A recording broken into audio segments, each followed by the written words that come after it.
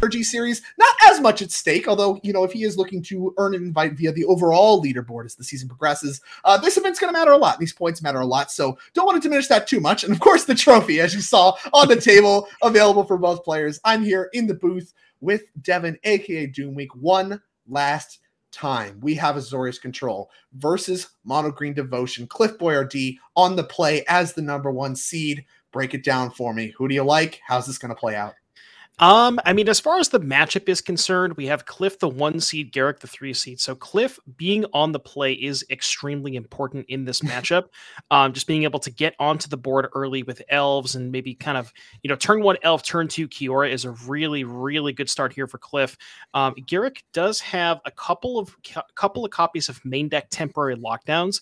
Those can come up quite a bit, stymieing the early mana development of the elves and such. And another really important card here is those ley lines. We've talked about that a couple of times, and it seems like every time we've seen a green deck on camera with an opening hand ley line, their hand is just like it's almost night and day right at that point. So right. Being able to start with the ley line, and what's important about that is if you have ley line Nykthos, that reduces the need to have the elves. So if your elves get swept up by a lockdown, maybe not care as much because you still have that mana generation from the Nykthos. Right. So even if the ley lines look to be whatever, maybe not very good in the matchup, you're talking about a card that doesn't really impact the board against the control deck looking to really fight you on the resource axes, it actually is still worth a lot just because you can really snowball the advantage that just having those 4 green pips is worth. And of course, that also means you don't need as many lands. We saw that from May French once earlier today, really just keeping a 1-lander with Nykthos, and was able to kind of snowball that into a victory off the mana that is made just by having that very powerful ley line in play, kind of being a terror on the modern format, making its debut, of course, a little bit of this deck in the Pioneer format. So here we go. Cliff Boyardee starting off with an elf and a tapped Deserted Beach just for Garrick Alford as things get started. 3 mana already for Cliff. What's the follow-up? It's Outcaster Trailblazer, which is going to make another mana. Anything to do with it? And Oath of Nissa. So one thing that we had, I was kind of talking about in terms of the matchup is the early development. When we talked about the mana generation, either the elves or the ley lines. One important aspect of this matchup is the threats, right? You have Garrick has a lot of answers in the form of counter spells. Cliff has a lot of threats in the form of the creatures, the Storm, the Festivals, and so on. What is an interesting dynamic is Karn the Great Creator used to be this way as like this sort of standalone threat where even after your board got swept, as long as you had a bunch of lands in play, you could maybe try to resolve Karn. That could find you another threat that could find you 2 more threats because the Karn can activate twice. Without access to that, Cliff is a little bit more susceptible to the sweepers because the Green Devotion deck is a lot more about playing to the battlefield and less about trying to do these kind of weird combo turns. So, we see a second copy of Trailblazer here, but, a card like No More Lies, if that can ever tag a Storm the Festival, that could be pretty backbreaking because that gets exiled, so you can't even flash it back after the first.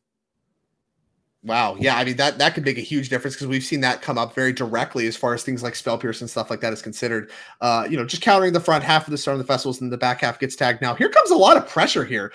These 4/2s in the form of Outcaster Trailblazer putting some early pressure on, but here is the temporary lockdown that you mentioned. That's going to cut off some of the mana, not just in the Elvish Mystic that goes underneath it alongside the Oath of Nissa, but also the Devotion. Now, Nykthos no longer mana positive. That could be a big deal as this game progresses. We see a lot of cards that Cliff would love to be deploying this turn, things like the ley line, things like the Old Growth Road to really juice up that Nykthos mana production. Now set back quite a bit with that turn 3 sweeper, and with 7 total sweepers available in the main deck of Garrick's deck list, there could be more to follow. This could just be a temporary measure as far as, well, it is. I mean, it's temporary lockdown as far as just stymieing some of the aggression, some of the mana development. Here's Kiora, Behemoth, Beckoner. Yeah, so Cliff already has a 2-turn clock in play, doesn't necessarily want to expose more into a potential Supreme Verdict. So you see here, Cliff is just going to, I love that Garrick just don't even untap the lands. Don't even tap the mana. You know what we're doing here. Yeah. Get it out of here. Both players know. But yeah, Cliff did not chose not to expand or extend another threat into the Wrath. He could have maybe played the Old Growth Troll, which could have drawn 2 cards, and then if the Supreme Verdict comes off, you could enchant the Troll on one of the forests, keep the Devotion, and maybe later down the road sacrifice that to get another threat. But Cliff deploying the Troll this turn, going to draw a card off the Kiora. Garruk on 7, so doesn't have to do a ton of work to cross the finish line. And I believe I spied a copy of Lair of the Hydra as well. Currently with 4 Devotion that could, nick those for 4. You could maybe untap the Nykthos, get some more mana. Maybe that could potentially threaten a lethal Lair next turn. Yeah, I mean, obviously a lot of trickery here. Is 3 more mana involved in getting this Leyline in play. You mentioned this Leyline just important for setting off the mana, especially post 2 Wraths. You really need to get that Nykthos juiced up again, and it's going to be even more impressive alongside the Kiora. So again, Cliff doing a good job presenting a multi-axis kind of attack. Not only am I developing the mana, which is threatening its own right for things like Storm the Festival and stuff like that, but also I'm just putting 4/4s in play. And this is something that this deck presents, in most games, but is especially important against an Azorius control deck that is going to really look to just combat the creatures, the stuff in play that you can wrath away. Well, some of the intangibles in the form of Kiora and the form of Leyline can really juice up your mana, and in the case of Kiora, really refill your cards via these creatures that you're having swept away to make sure that you're still keeping up with the control deck. Yeah, we'll have to see what Garrick's follow-up is here. We're going for Get Lost on the Kiora, which is, get that off the battlefield. And Garruk is not threatening. He's not facing down lethal as of right now, right? The Cliff decided instead of playing the Lair last turn, decided to play an untapped land to deploy that Leyline. So not able to present a lethal attack unless there was something like an Ulvenwald Oddity off the top, which I don't believe was there. Would be nice. But is able to generate a bunch of mana and cast this Storm the Festival.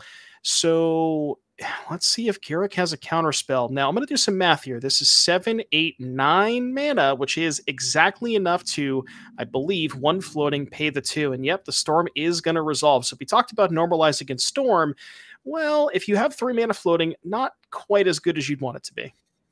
Yeah, I mean, that's exactly the problem here. That No More Lies was set to be very, very strong with all of the mitigation of the Nykthos mana that Garruk has done throughout this game. But unfortunately, did end up managing to find enough mana to pay. And that means it's going to resolve and it's going to go to the graveyard. You're going to be able to flash that back later. Not going to get exiled by the No More Lies. And here comes the invasion of Ixalan.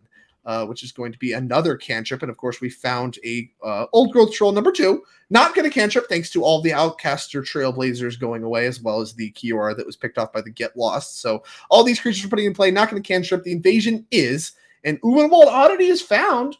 That's a hasting threat. So even if we get this attack across and Garruk has yet another sweeper, we have a hasting threat that could just kill. So now we're in a tight spot.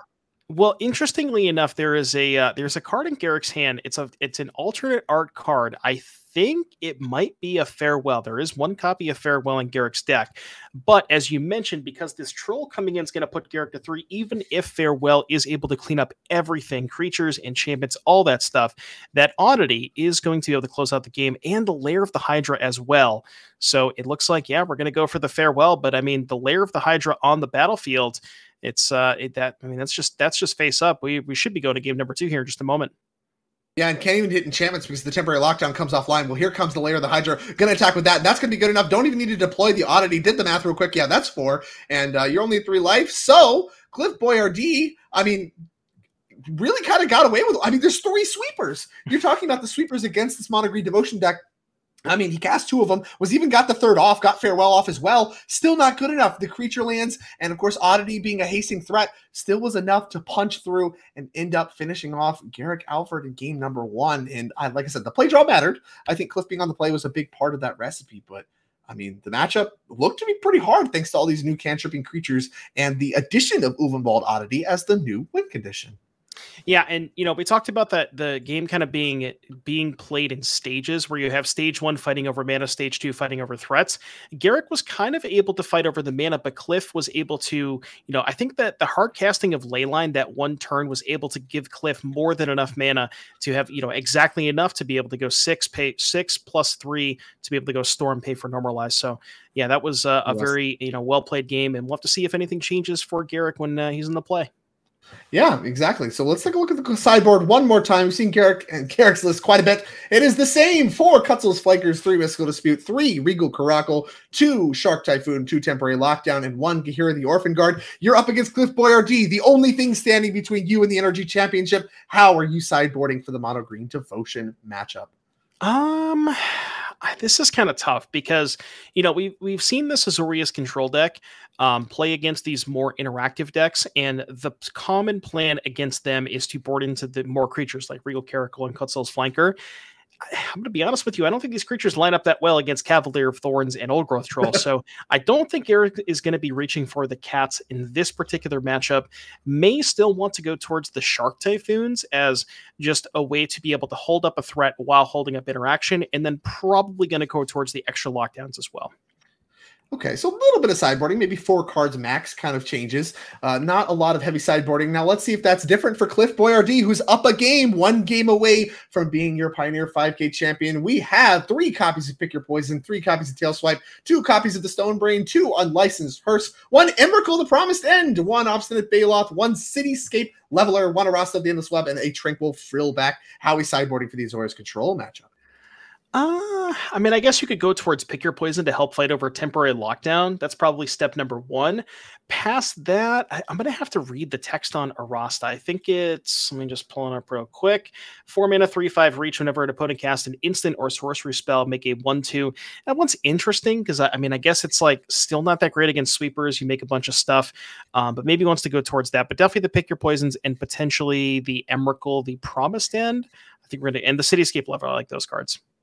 Okay, yeah, some of the big stuff. Emrakul Promised End, especially among the mix. Mentioned that earlier that card is pretty good against the control-heavy metagame, usually involved in the NRG series, and could have a lot of play here, as we see it actually in Cliff's opening hand, as we have developed an Elvish Mystic and 2 mana here, going to lead on Invasion of Ixalan. Go digging for something like a Nykthos.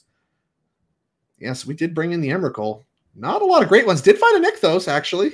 So that one could really start to set the mana up if we're trying to cast Emrakul. Yeah, presumably that is one of the cards that Cliff is looking for, because like you mentioned, I don't think I saw one in Cliff's hand. And what's interesting about the Invasion of Ixalan is for defense. I think that's the technical term for battle loyalty.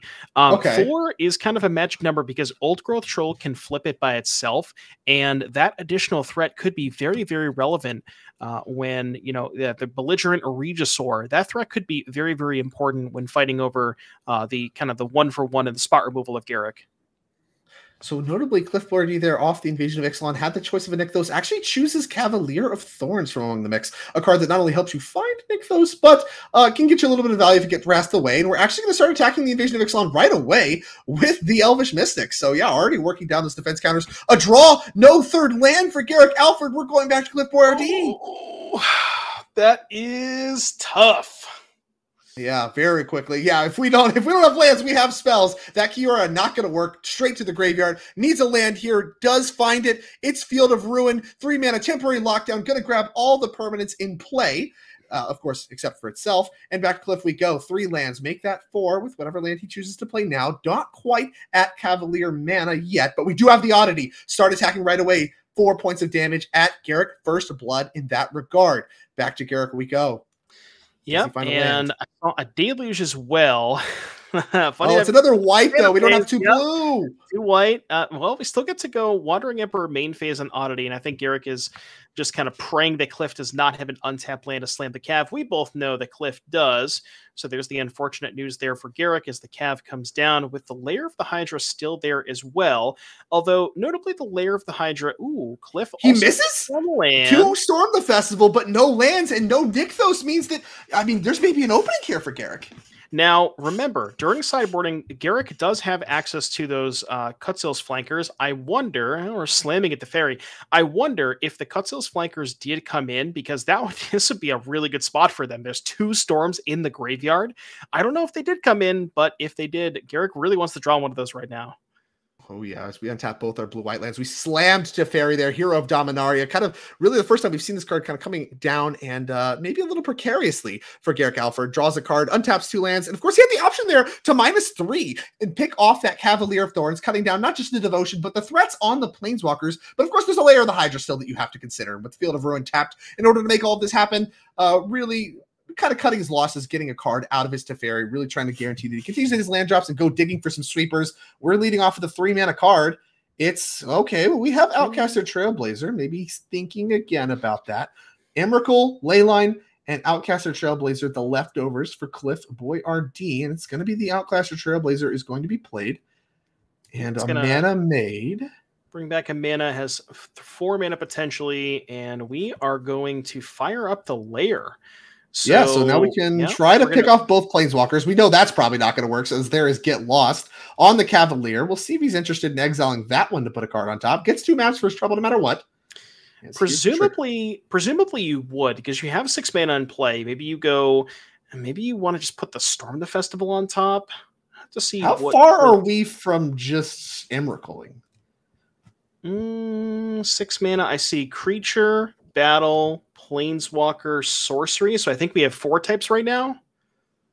What's the sorcery? That's a storm. No, that's okay. Yeah, you're right. Storm. Okay, yeah. So we are just going to put the storm on top. We have 6 mana for that. Outcaster Trailblazer going to remain in play, but Teferi still in play. Untapping with Teferi, a big deal here for Azorius Control. Now, will it be enough to battle through the Storm the Festivals? Garrick's nose is on top. Well, now it's time to go minusing. So Outcaster Trailblazer going to get tucked away. No creatures in play right now. I think we're going to Field of Ruin shuffle everything away, picking off this layer. These Field of Ruins have been incredible for Garrick Alford all tournament long. That's a combo. Put your thing on top and shuffle. And yeah, like you said, that gets the Cavalier and that gets the Outcaster Trailblazer. Now, we both know that Cliff has an Emrakul in hand. And funny enough, that land that got put into the graveyard, that's type number 5. So you do some quick math. Emrakul costs 13, 5 types in the graveyard. Emrakul costs 8 mana and Cliff has 6. So very, very, very close to getting to that Emrakul ultimate. And, it's very going to be interesting to see, how this kind of plays out. And I think the rest of the hand is Kiora. That could be +1 mana. So that could maybe speed up the Emrakul clock a little bit.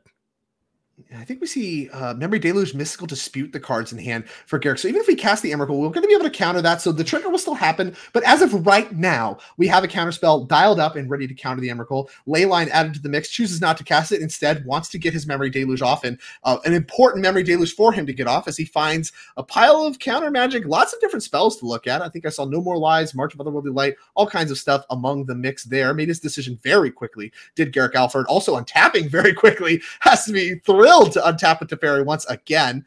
As No More Lies, draw another card coming, and that looks like a land to me. It's Castle Ardenvale.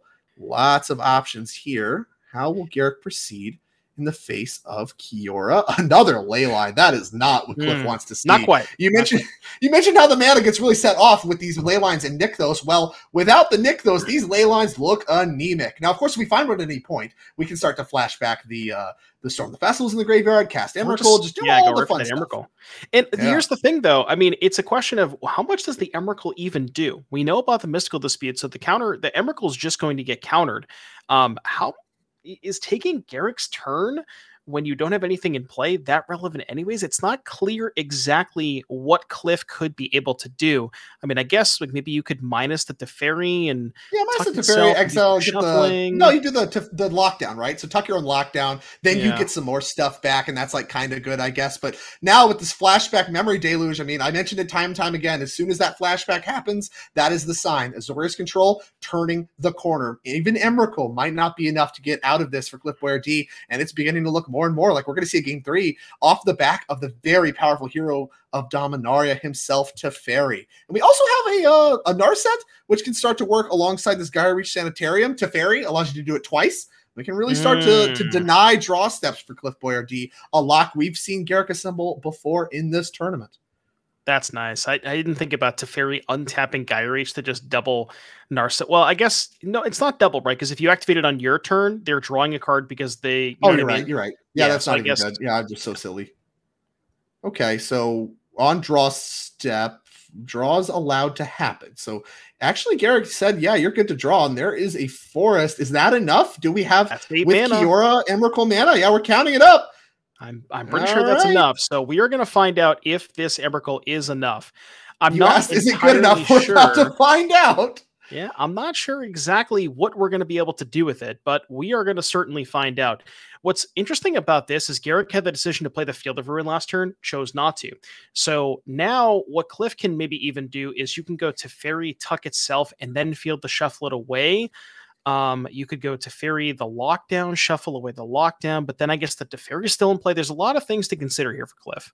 Yeah, I mean, and the Teferi being at 4, not 3, is a big difference over casting the Emrakul last turn, where you could really actually take care of the Teferi. Now you have to kind of tuck itself if that's what you want to do. And again, the countering the trigger going to be very hard for Garruk, but actually not very hard is countering the Emrakul itself. So we can kind of keep the creature from entering, keep a card from coming, which wouldn't happen anyway, thanks to Narset in play.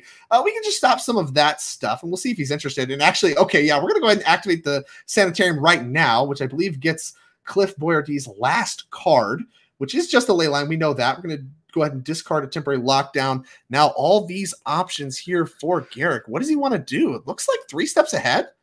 Yeah, definitely want to counter the Emrakul. You don't want to let that one stay in play, because if you let the Emrakul resolve, then Cliff can even tuck the Emrakul to get another turn. So you got to get that one out of here. And funny enough, Garruk might actually just pitch his whole hand.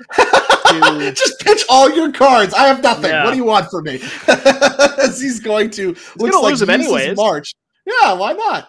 As March of Otherworldly Light. Yeah, we're going to look at that one. So we can actually overpay, as you can see. You can exile any number of white cards, and it costs 2 less to cast, and then it's X or less. So we're going to over-exile this Leyline, I think. No, actually, just two No More Lies. Going to pick off the Leyline. And now, Cliff Boyardee has the reins. What would you like to do? There is the Wandering Emperor. There is Field of Ruin. And there, of course, is Mystical Dispute. No More Lies drawn for turn. 2 Planeswalkers at play. A lot of problems for Cliff. What can he do to start to get things untangled? 6, 7, 8, 9 mana. So you can go Emperor, No More Lies, the Emperor, Dispute, the No More Lies. That's 4, 5, 6, 7 mana. But then the Emperor would resolve. This is an interesting spot. You can go Teferi, tuck the lockdown, maybe shuffle away with Field of Ruin, and then go Wandering Emperor, No More Lies the Emperor, and just leave Garruk with a Dispute. But that still leaves the Teferi in play. You honestly, you kind of have to answer the Teferi, right? Like, I think you maybe just have to go Teferi, tuck itself, and shuffle, because it seems to me that's the card you're losing to. We don't have to shuffle, so you can downtick Narset, right? You pick up to one card, you have to select something, so you might be able to just say nothing, right? You can downtick Teferi on itself and be like, okay, I'm going to pick nothing. Is that available? Can we actually do that? Narset. I believe Narset. You can fail to find on Narset. So you may reveal, right? So what we could have done is actually Teferi tuck itself, downtick Narset, fail to find on that, and then you've removed Teferi kind of more or less permanently that way. And we are going to fail to find on the Narset downtick here. So maybe choosing a different path. And I was about to ask that. Do you start to activate these Planeswalkers looking for stuff to see if you can maybe disrupt more? Like, you plus Teferi? Is that ever a thing you're doing? I don't know. Well, I think because you have a guaranteed answer lined up to the Teferi, you can just go Teferi, tuck itself, and then shuffle with Field. And I think you still have enough mana to go Emperor, No More Lies the Emperor, and get those 2 cards out. So you basically answered the Emperor, the No More Lies, and the Teferi, and kind of, oh, wait, I just realized something. There's no target for Field of Ruin. Oh, yeah, he has no non-basics. Oh, so we actually can't answer the Teferi now. Right. Yeah, we had to use the Narset to clear the Teferi. And it's not even clear to me. All right, we're making all this mana. We're counting it all up. I think we're going to do kind of the play with the countering all your counterspells stuff. But what's interesting to me is none of this matters, right? So Garruk, even if you answer the Teferi, pretend the Teferi is just obliterated off the face of the planet.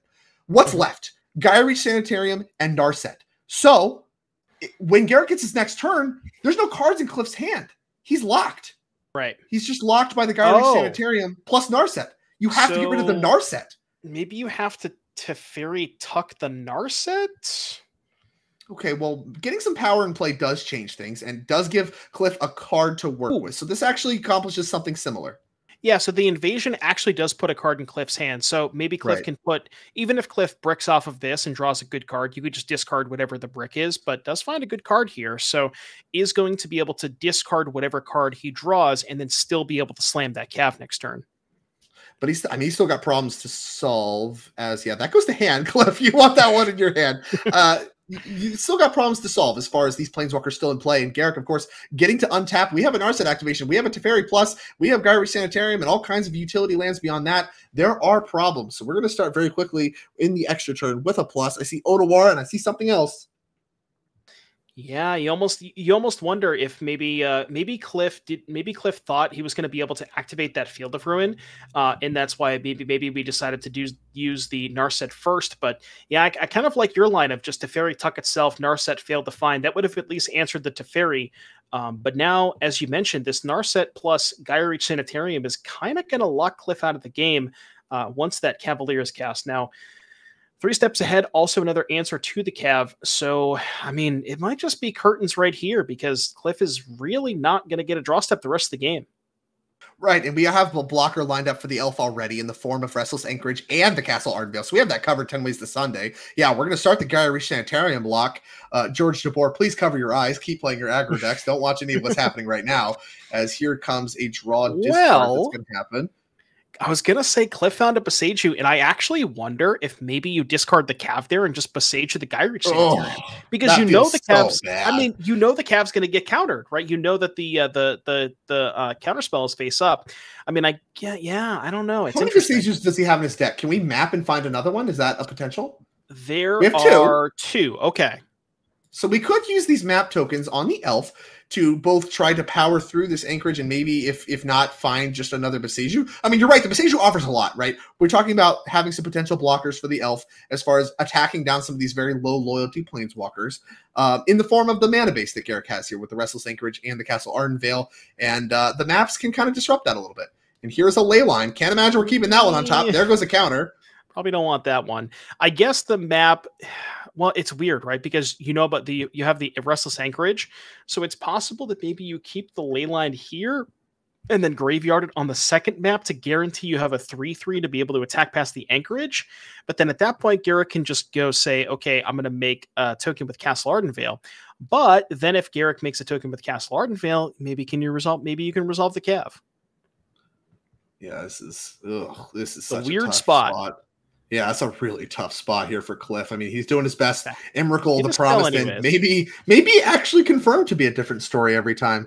Don't tell some of the old heads. But, this one was an interesting puzzle for Cliff to solve, and unclear if we have assembled something, as here comes a 3-power Elvish Mystic going after Narset. That is the thing that is locking him out. And he has the Otawara, right? So we could just bounce that. See you later.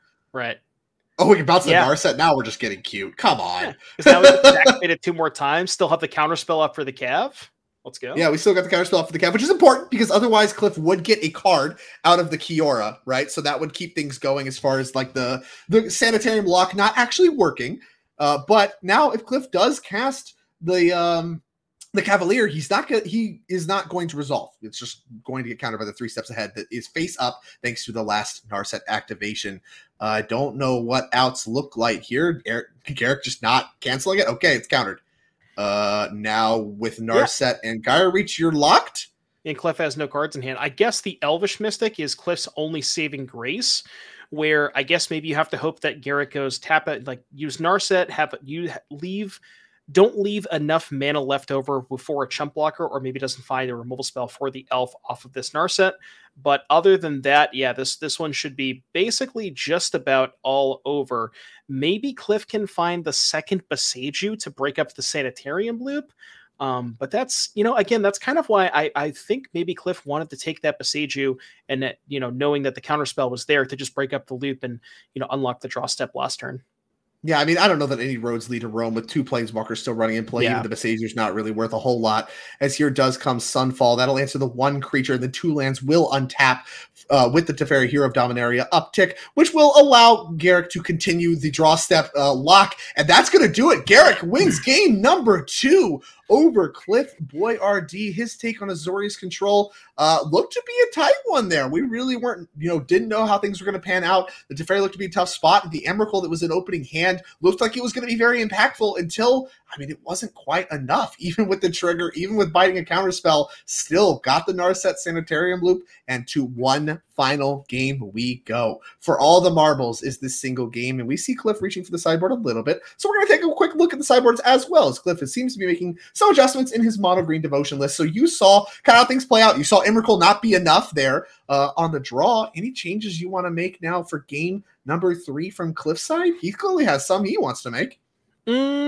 Not sure if it's maybe like a play draw thing. Maybe you want pick your poisons in the play, or maybe you want pick your poison on the draw, but not on the play. Maybe you want less of them on the play versus the draw. But yeah, I'm not sure. The Cityscape and the Emrakul seem very good. Maybe he wants to go towards the Frill back and maybe didn't have the Frill back in his deck for the past game. But from what I could tell, you don't ever bring in the Stonebrain here, do you? I don't think so. No way.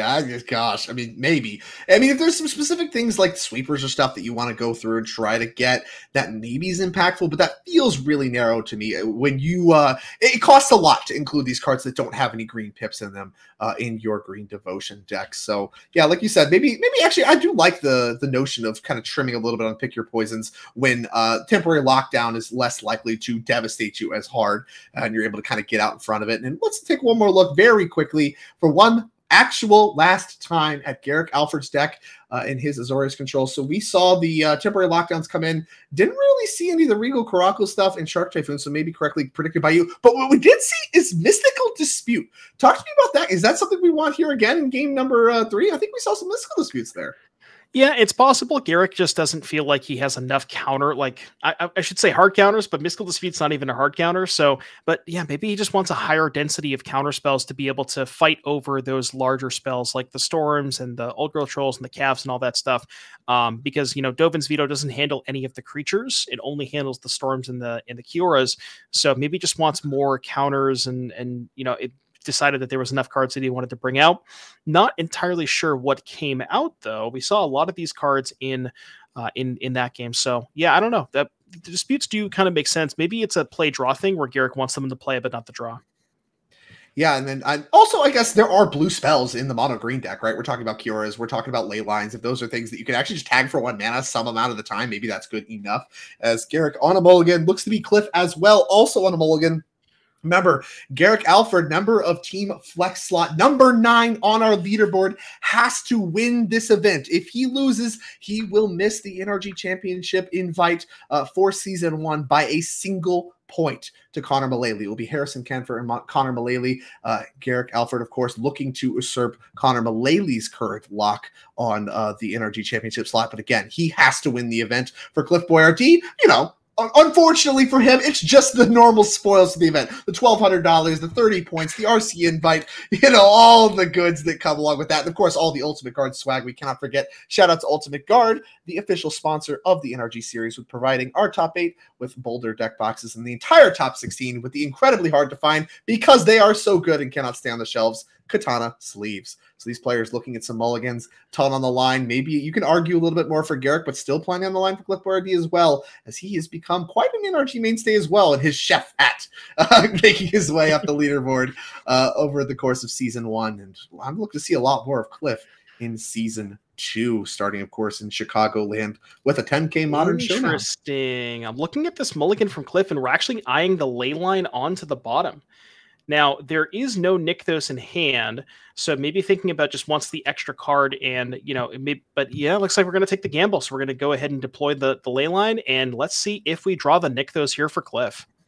I mean, this is exactly what you called out. The deck looks night and day different when there's a Ley Line involved with the Nykthos than when there's not. So Cliff, I like this a lot. He's hedging for his best draws. If a Nykthos comes off the top here, it could just be game over. It wasn't. It was just a forest, but there's still 3 mana. We still got time, and Outcast Trailblazer is an available play here with only 1 mana for Garruk. We can get the clock started. That was good enough for game number 1. Maybe it'll work here as well, as no response there from Garruk. A shock from Hollowed Fountain, going to get the damage started. And back to Cliff we go. 5 power in play. Emrakul the draw.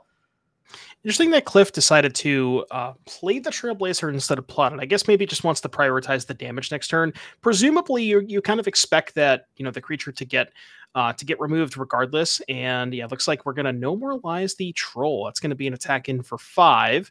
But yeah, I mean, this is kind of exactly how we saw game 1 play out. Just a little bit of early pressure, chip-shotting Garruk a couple of times, and then Cliff was, just got in that range and was able to eventually resolve some big threats. But we see a top deck Cavalier of Thorns. Cliff's got 4 mana and not enough mana to play that Cav or the Emrakul. So this one is maybe looking a little rougher here for Cliff.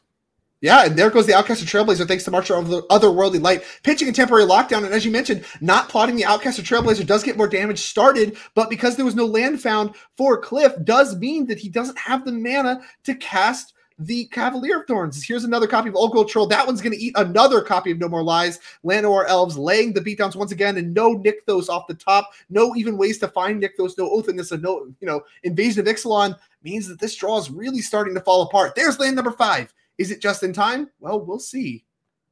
Connor must be sweating right now. I saw Connor was in chat not too long ago, and I don't know if his plane took off yet. He said he was getting on the plane as we speak. So, Connor, if you're watching, you may be on a little bit of a sweat here. Now, to be fair, Garruk has been missing some land drops, so not all hope is lost here for Cliff Boyardee. And look at that, the patience not even choosing to cast the Cavalier of Thorns. Actually, kind of like it because Garruk has 2 Sensors and a Jwari Disruption in the deck. Yeah, if you can find one more mana, that's such a big deal. And Nykthos is exactly, the kind of mana you're looking for. So is this enough? We're really far, thanks to No More Lies from casting Emrakul.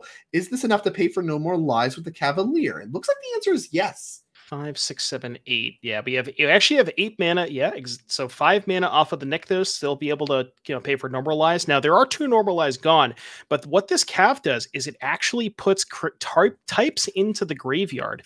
Was that 5 types? I see Planeswalker, Battle, Creature.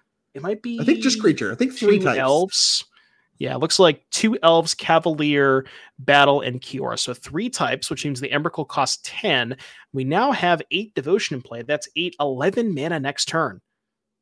Yeah, but that does give Garruk that very important window to cast his Memory Deluge without, kind of just dying as a result. So he can find a sweeper. If he can find a land plus Sunfall, I think that's among the best draws because the death trigger from Cavalier is going to matter a lot here if it's not an exile spell.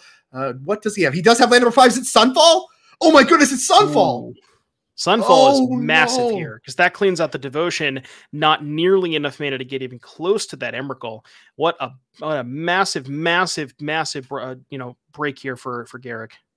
Yeah, and there you go. It makes that 2/2 Incubator, which is going to give a further chump blocker. Lair of the Hydra would be a good draw, but the 5th land for Garruk was the ever-timely Field of Ruin, so he has an answer already dialed up for the lair. 10 life sitting pretty, and here comes Teferi, Hero of Dominaria, the very powerful Planeswalker that can uptick, untap 2 lands, and provide that Phyrexian blocker for him, and maybe we're setting up the exact same position we saw from Garruk last game. Actually gets that field too. Teferi, Hero of Dominaria, upticking, drawing a card, untapping 2 lands, and now suddenly, just like that, the corner looks to be almost entirely turned. Can we get Nykthos and Emrakul going in time before the game slips entirely away for Cliff Boyardee? Garruk looking very hungry for his slot for the NRG Championship, as here is an Invasion of Ixalan. Looking at a bunch of cards, do any of them solve the current problems?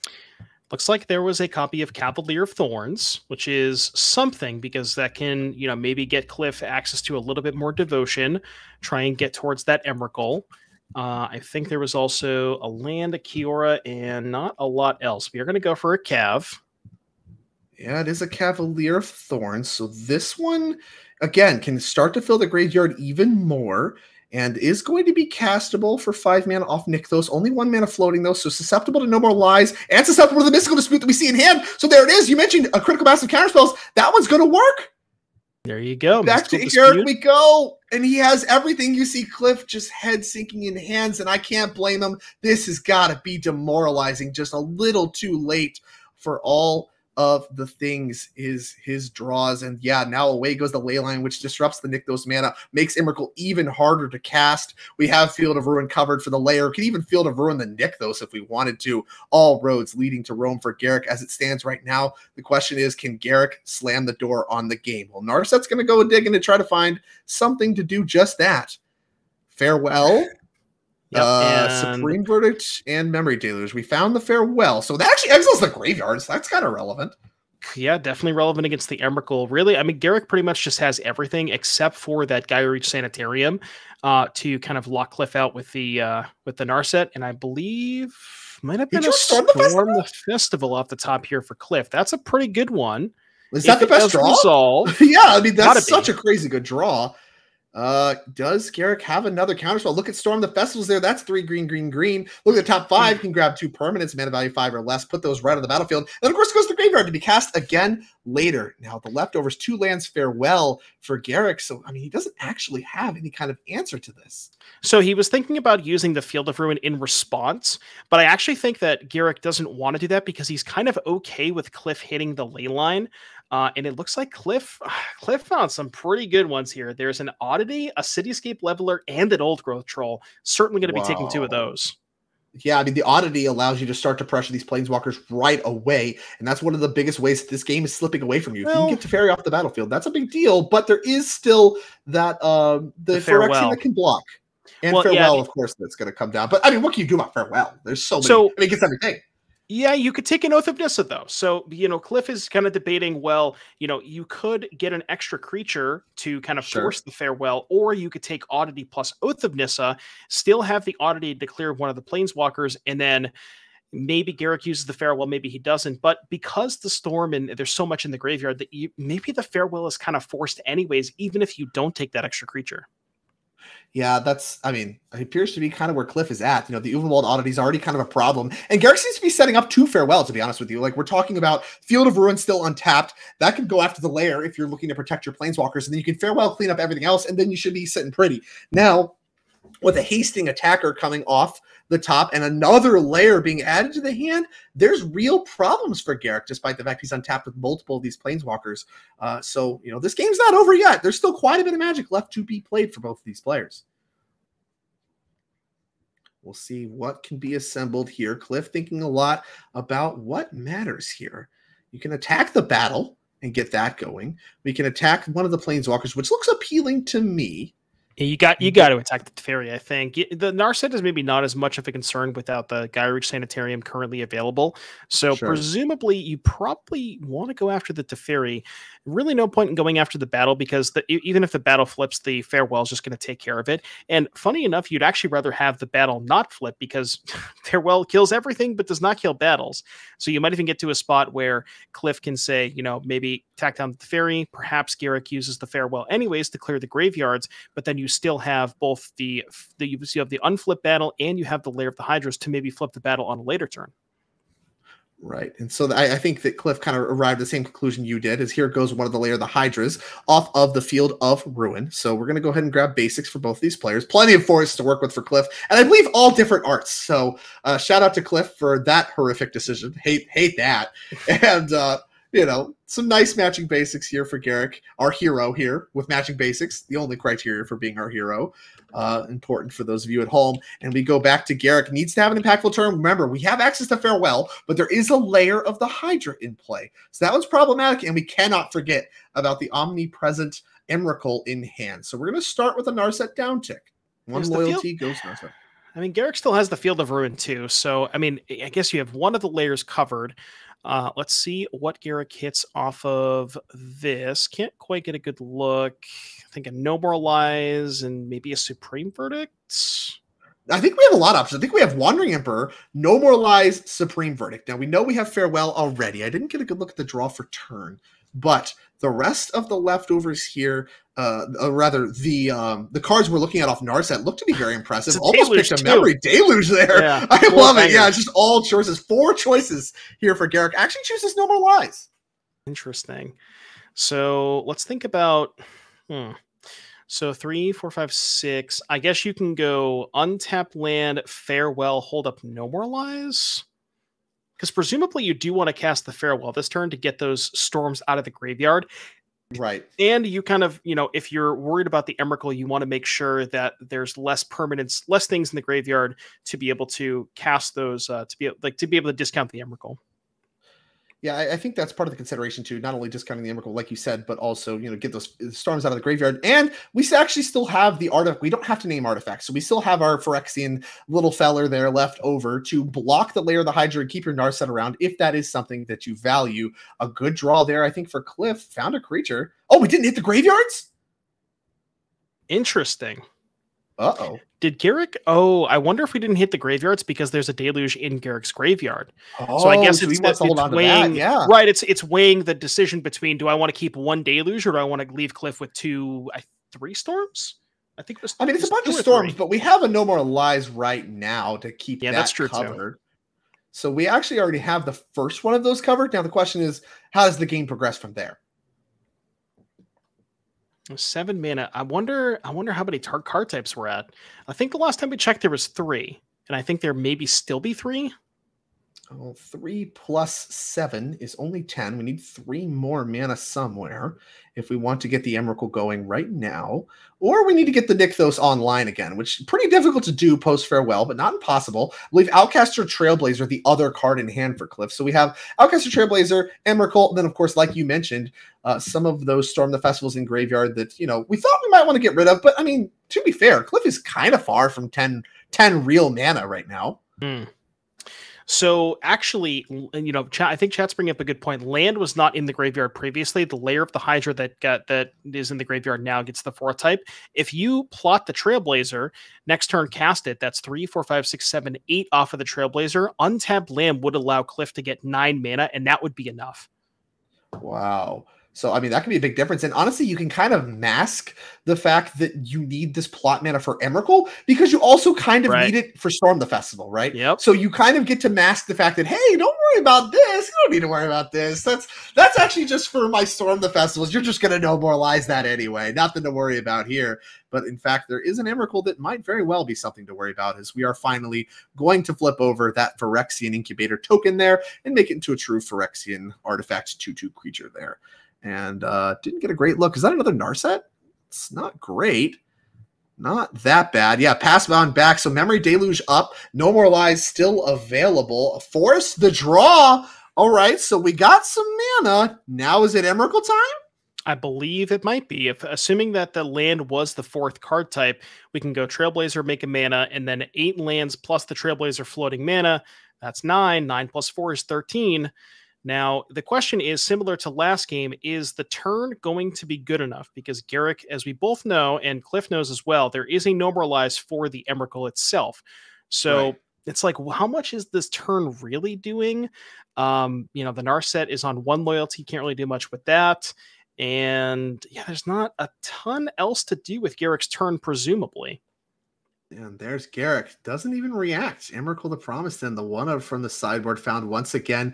I guess able to cast that one without the land. So yeah, that one's going to get No More Lies very quickly. And no thank you, says Garrick Alfred. That one can hit the exile bin, no problemo. Now the question, like you mentioned, is whatever's left in Garrick's resources worth doing? Oh, okay. So we're actually just going to flash back Memory Deluge and maybe try to make this a little bit harder. It's kind of awkward knowing there's a Mindslaver turn coming, flashing this back, right?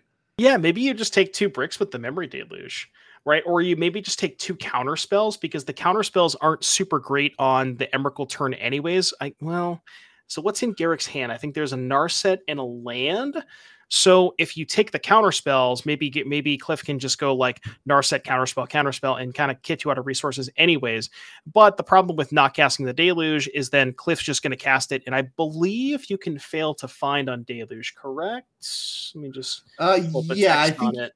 Well, yeah, actually, that is a good question. And we're going to look at Emrakul right there, the very powerful player in this matchup, of course. If you counter it, it still triggers. You gain control of target opponents during their next turn, and then after that turn, they get another turn. You actually cannot, I believe you cannot fail to find, because it says, look at top X, where X is the amount of mana spent, put 2 of them into your hand in the rest on the bottom of your library. So I do not believe you can have to select cards. Okay, interesting. And there's a Narset, there's a Dovin's Veto. So, okay, well, we have the classic cast your Narset, veto it. And that looks to be basically it. Like, you could run the Phyrexian into the Trailblazer, but I don't think Cliff wants to trade that off. So, not a whole lot of other options. You can go like Narset, veto, but then you don't have enough to Deluge. 3, 4, 5, 6, 7, 8. I guess you can go Deluge, veto, and leave Garrick with the Narset. That feels... Is that what you got, right? Feels kind of the same. They both kind of feel like the same turn to me. Either you're getting like either a Narset, maybe Narset is better. So okay, I think you're right. I think Flashback Memory Deluge, veto it is stronger than Narset veto it, because the Narset requires you to get rid of the current Narset, and then it's still done in 2 doses. You don't get both cards right away. So that feels a little bit stronger to me. And we'll see where Cliff lands, because, I mean, I guess there's a Kahira that could kind of be considered as well. I don't know what that's accomplishing. Outside of that, I don't really see a whole lot else. Like, there's not a lot. I mean, counterspells just make these Emrakul turns so difficult because you just don't have a lot of options. Yep, 9 mana. Yeah, okay. We've decided, that's the conclusion that we came to. Deluge, veto the Deluge, not a whole lot else to do. But now Garrett gets to untap with, presumably going to cast this Narset, try to find another, piece of interaction. And we still know about those Storm the Festivals because Garrett did choose to not exile the graveyards with the Farewell. So Cliff is still, what do we have? We're on 8 mana right now. So Cliff is a couple of lands away from getting to those storms. And that could be a way for Cliff to kind of sort of turn the tables a little bit. Yeah, but I think it's key that he's not quite at the mana yet, right? So if you're talking about, we had to use the whole, all of the burst mana we had access to, the Trailblazer, all that kind of stuff just to make the Emrakul happen. And the Emrakul happened, but was relatively low impact, which means Garrett has a few turns to kind of set things up. And we found a Get Lost here. And also we're going to go ahead and buy Kaheera. And the question is, are we going to hold the Get Lost or put Kaheera in play? Looks like we're going to hold off for now. Yeah, doing some quick maths on the mana base, making sure that the Storm of the Festivals cannot be cast. How much you got, Cliff? Yeah. Is there any draws that let you cast it? I don't think so, because everything is mana neutral, right? Even if you draw Troll, you would have 5 devotion, so 3 for Troll. It's 5. Yeah, I don't think there's a draw. What about Cavalier? Okay, so if we Cavalier, then Nykthos mana with the trigger on the stack, find another Nykthos. Does that cook for us? So 3, 4, 5 Cav. You have 5 devotion. 5 minus 2 is 3 plus 5. I think it gets you to 8 mana. Dang. So I think it would still be mana neutral. Yeah. Okay, so there's no draws that get us doing the thing right now. We did find a spell. It's Kiora, Behemoth Beckoner. I mean, not the worst draw. Nykthos still mana neutral for the moment. Yeah, probably does not want to offer the trade of Trailblazer for the token, so Cliff is just going to throw it back to Garrick. And this is a really, really close game for how well these players have fought off, and the amount of interaction that we've had. Oh my God, it's Teferi off the top. Oh my goodness, and head and hands for Cliff. What a draw for Garrick Alpha, getting drawing right away. The back and forth in this match has been absurd. Another card coming for Garrick. What is it? Oh yeah, it's good. It's good. No stress. Don't worry about it. It's good. As an attack for 2. This one, I believe, going straight to the face. Kaheera going to get added to the mix as well. Get Lost still available if Garrick wants. Going to downtick Narset one more time. Remember, we're going to get 2 more lands untapped, so shields are not totally down. As Narset found, things are starting to snowball out of control. Cliff needs a great draw, and I don't even know what does it. Another Storm the Festival, maybe? Is there another one to even draw to? That is a start. Yeah, that's a good question. I don't know how many are in the graveyard / exile. I think there's at least 2 in the graveyard. And I don't think there was one flashbacked early. So there might still be 2 left in Cliff's deck. I think we're tapping a mana and threatening to untap. So what do we have for 8 mana? Is it Cityscape Leveler? That is a card that's in the deck. That would be a pretty good one. Because that one doesn't necessarily care about the Get Lost that much. Because we have it's just another Nykthos. So this lets us float mana, and then we have the Legend Rule plus the Kiora. So yeah, that's 10. 4, 8. Right, okay. Nykthos, Kiora, plus the 8 in play. That is 10 mana, yep. And here's the flashback. And now you wonder, was Garrick supposed to use that Get Lost on something? Maybe the Kiora? I mean, the map tokens are pretty strong. As here comes a flashback, Storm the Festival. Again, the back and forth between these 2 players has been crazy. Needs to be a good Storm the Festival for Cliff. What do we find? I see Kiora. I see Leyline. I see Invasion of Ixalan and lands. That is not a good one. With Trailblazer and Kiora in play, really just wanted to find some creatures to be able to draw a whole mess of cards this turn. Now, I mean, there is something going on here, right? We can kind of get the Leyline going because, as you can see on the screen, we can get any permanent with that 10 mana flashback from Storm the Festival still. We can grab any permanent, 5 or less, which is all the permanents here in Cliff's deck because the Emrakul is gone. And all the cards available in this hand. So we get the Leyline going, make the Nykthos stronger next turn. Yeah, never mind. It wouldn't even matter because the Narset was in play. I forgot about the Narset. Sure, right, because you're not even going to get cards from the Narset. But I mean, even still, just getting things to pressure the Planeswalkers is an important part of the equation here, I think. Just having these non-creature things means that these Planeswalkers continue to go uncontested. And with the Wandering Emperor face up in Garrick's hand, even the next creature in play is just not going to be good enough. And that really is just assembling the trifecta. I talked about it before. The control aspect of this deck is very much snowballing advantage with all three of these Planeswalkers in play. And that's where the corner starts to turn. As here is Invasion of Ixalan, taking a look at the top 5, looking for a permanent itself. Remember, not legendary are these invasion battles, so gonna find a Cavalier of Thorns, but maybe too late to the party. We'll see exactly how this next turn does play out for Garrick Alford, but he's looking really, really strong to win this event and punch his ticket to the end of year NRG championship. For the member of Team Flex slot, just 1 game away, and things really start to be turning his way. That Teferi draw step is going to be the one that changes everything for Garrick. That's going to be the Teferi that sends him to the Players' Championships. And this Wandering Emperor is going to get cast here, going to present a 2/2. And, I mean, if you look at Cliff's battlefield, just doesn't even have anything close to resembling enough pressure to get these Planeswalkers off the battlefield. And, yeah, I mean, we don't want to call this one over quite yet, but this one feels like it is slowly, it's maybe not even that slowly, slipping away from it. Yeah, it's definitely not even slowing. I think Cliff, I mean, he has one more Storm the Festival we know about, right? If that one resolves and has some good hits, maybe. But outside of that, I mean, if it gets countered or we brick or anything like that, I really think the game is going to start to slip away, as we're going to go ahead and actually tuck the Outcaster Trailblazer. Does this clear the way to clear the Kiora? Looks like the answer is yes. Yeah, it's not clear how much gear. Oh, wait. Kiora, does this clear the way to kill the opponent? 7, 10, 11, 12, 13, 14. Restless Anchorage makes it 16. What creature type is the Hall? Creature type 17. is a giant. Hall of the Storm Giants? Yeah. So Kihira's not going to pump the Hall of the Storm Giants. So we have 1, 2, 3, 4. Does Kihira pump birds? No, so it doesn't pump the Anchorage. So yeah, okay, here comes we upticked the Wanderer, I think. No. Oh, here we go. What do you select? Everybody at Cliff, let's go. You. What's your life total? Love it. Taste it. Taste. Make a bite. Down to 4 goes Cliff Boyer D. And here's another 2/2 added to the mix. We know about a Get Lost. And the question is, does Garrick want to use the Get Lost now? Is Kiora a threat alongside this Nykthos? I mean, I think right now, with everything we know, shields are down to clear the way for this Storm the Festival. And we know can hit an Outcaster Trailblazer. Does that matter? Yeah, I'm not sure exactly. I'm not sure exactly what Garrick is losing to off the top as far as the Get Lost is concerned. I'm not sure that the Kiora. Well, maybe the Kiora matters because you figure you kill the Kiora.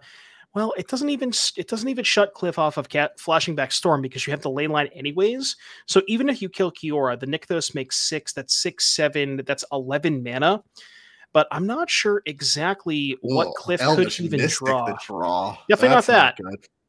Yeah, that's not it. But I mean, Storm the Festival, this deck can snowball very quickly, and the back and forth has been intense. You see Garrick showing a little bit of emotion there. He's been very calm, cool, collected with his Azorius control deck. Played it because it was a lot of fun. Finds himself in the finals, potentially punching his ticket to the NRG Championship. 1 more turn cycle he needs to get through. And no strong hits off this festival, please, says Garrick Alford, who for now can only look on as Cliff takes what may be the final turn of the game.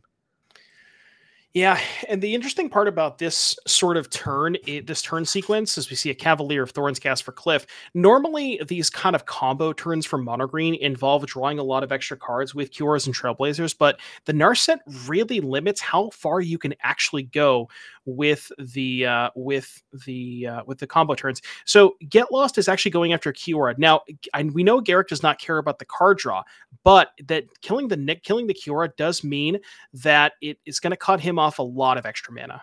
Well, yeah, that matters a ton, right? Because he had just flashback Storm, and instead Cliff was like, okay, I need to develop more stuff than that. So he develops Cavalier of Thorns, he develops Mystic, but doesn't activate Kiora to untap Nykthos, which means that the Get Lost theoretically disrupts any further mana production, but the Cavalier actually finds another Nykthos. So we are bailed out a little bit there. Wait a minute. He milled over Cityscape Leveler. Garruk is at 8 life. We have 2 untapped blockers right now. Well, Cityscape can clear one of them. And but it has trample. So when you cast the spell and whenever it attacks, it's up to 1 non-land permanent, its controller creates a tapped Power Stone. So Unearth for 8 mana. So what does that look like? It's the only attacker right now. And we can unearth There's it. 3 untapped blockers, the Kahira and the 2 tokens. Oh, the Kahira's in play. Yeah, right. There's plenty of blockers. Okay. Plenty of blockers. Plenty. Well, no worries at all for Garruk.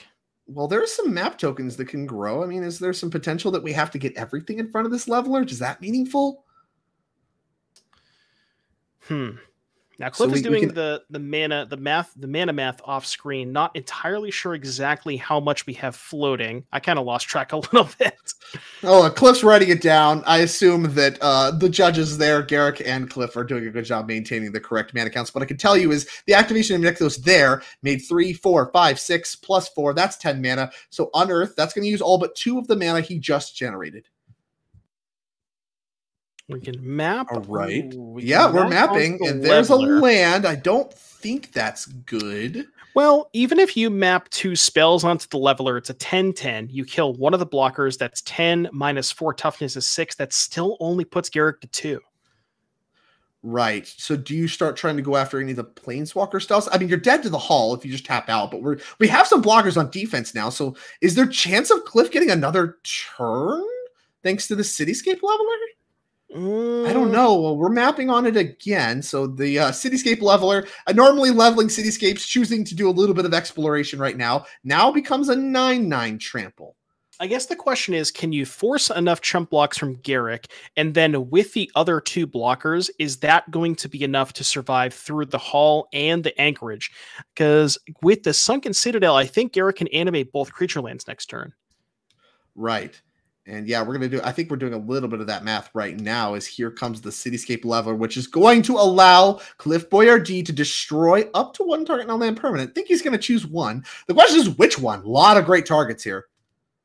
Yeah, and if you've come to the conclusion that you can't kill Garruk anyways, you probably we're gonna go after the Kahira. So this is a 9/9 leveler. Garruk can only choose the chump block with one of them and take 7 and go to 1.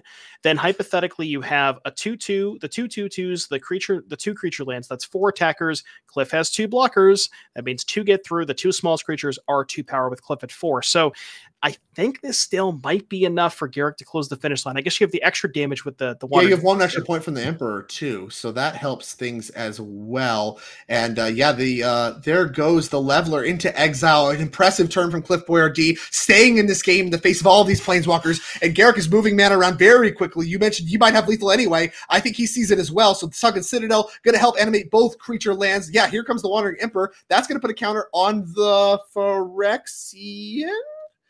And beep, beep, here comes the whole team.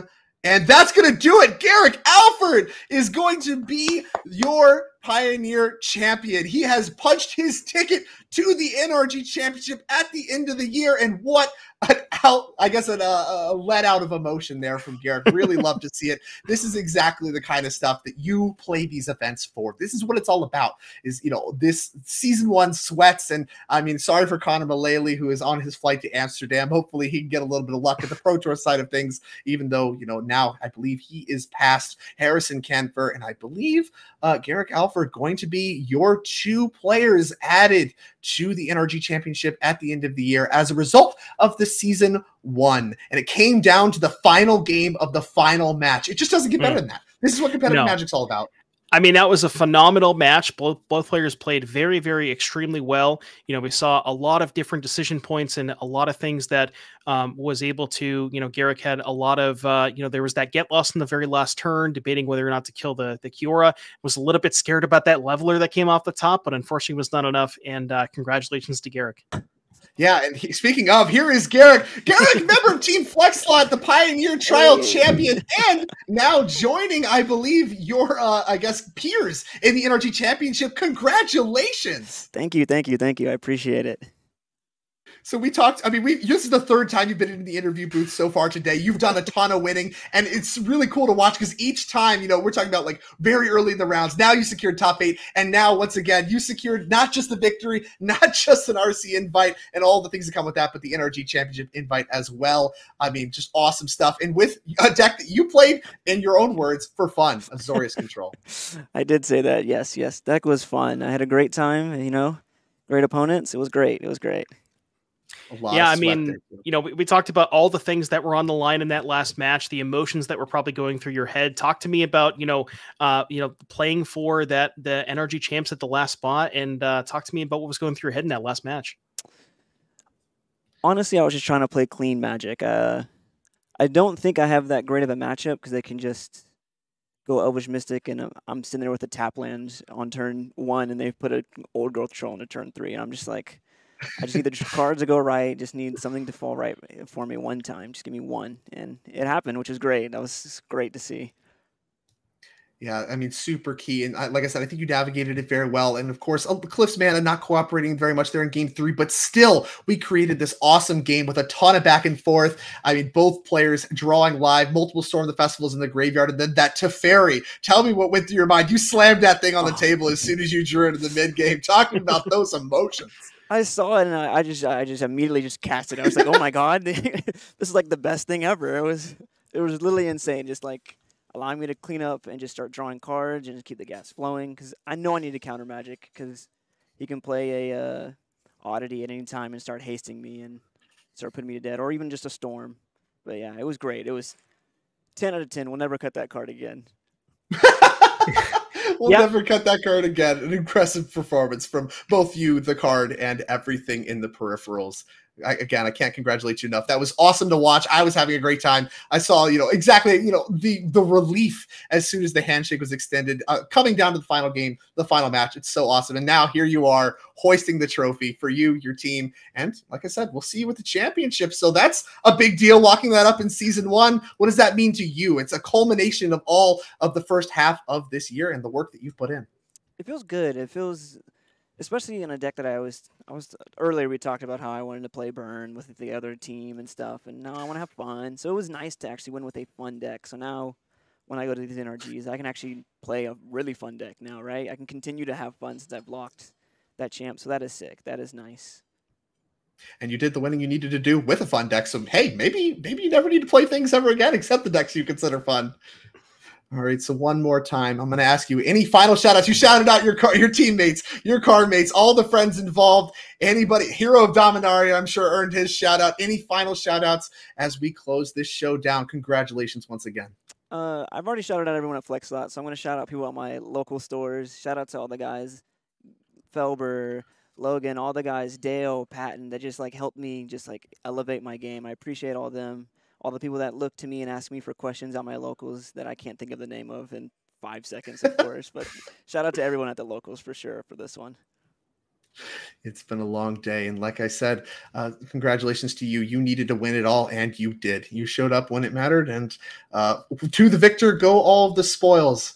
So with that, I congratulate you one last time, and I wish you luck in the future endeavors. I look very much forward to watching you at the championship and in all the events in which you'll be having fun in season 2. Thank you. Thank you. And with that, of course, that was the finals, and what an electric finals it was. So those of you still here, thank you for watching. Thank you for watching that awesome match. And of course, if you want to support us, you want to make it out to our events, all that kind of stuff, we appreciate it. But the easiest thing you can do to support us here at the NRG Series is to follow us here on Twitch. That way you'll be notified when we go live with more awesome events for you, which we have looked at multiple times. We're going to look at one more time here in just a moment. And of course, subscribe if you want to remove some of the ads that Twitch forces upon you. And of course, we get some of the money from the subscriptions too. So it does directly support us in that endeavor as well. I also want to shout out one more time the Ultimate Guard and all of their products. They have Boulder deck boxes that went to our top 8, Katana sleeves went to our top 16. And of course, they are the official sponsor of the NRG series. I love their products. I use their products, and you should too. They support us, and you should too as well.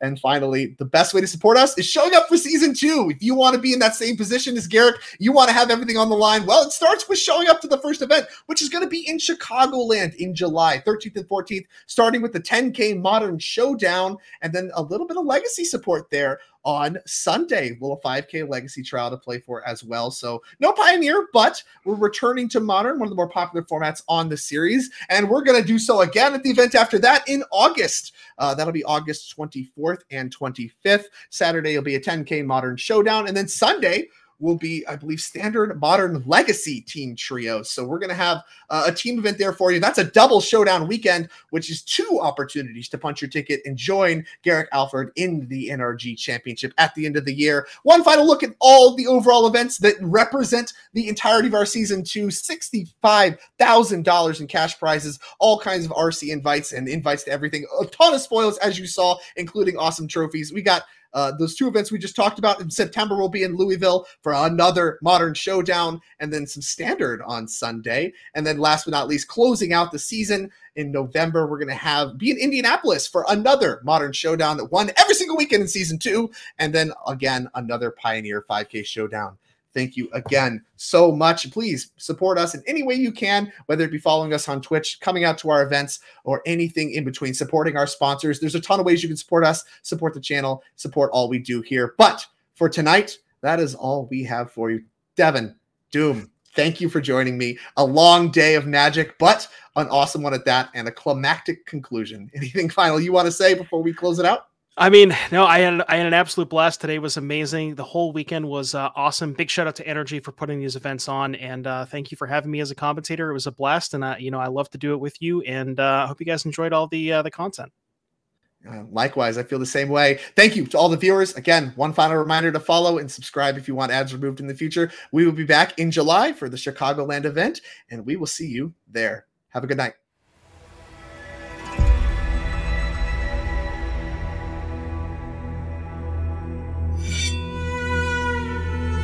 旅の始まりは常に道への一歩である」「それは闇へと続く」「初めの一歩を踏み出すには勇気がいる」「そして旅の終わりには旅を始めた時の自分とは別人になっているかもしれない」「旅に出よう。物語の次の章がお主を待っている」将軍の道を歩め侍の箱とともにアルティメットガードが送る冒険の第一章